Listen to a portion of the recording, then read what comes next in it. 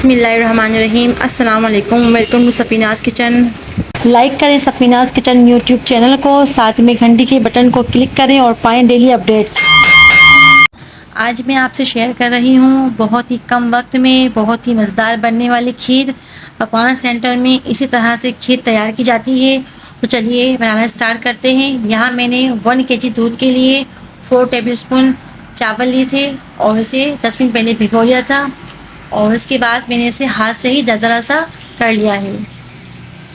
अब एक बर्तन में चावल शामिल कर देंगे और सबसे पहले चावलों को फुल कुक कर लेंगे। और यहाँ मैंने चावलों को फुल कुक करने के लिए 4 गिलास पानी लिया था और आप देख सकते हैं यहाँ पर चावल फुल कुक हो चुके हैं।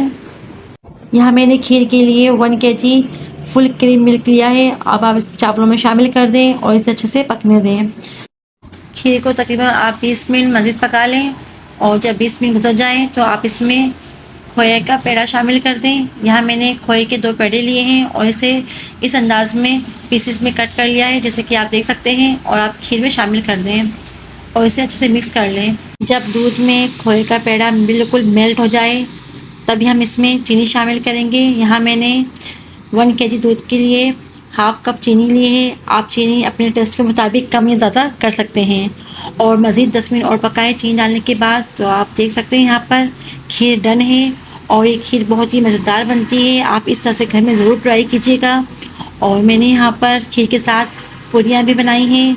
अगर आप चाहें तो आप भी बनाएं और इसकी रेसिपी आप मेरे यूट्यूब चैनल पर देख सकते हैं।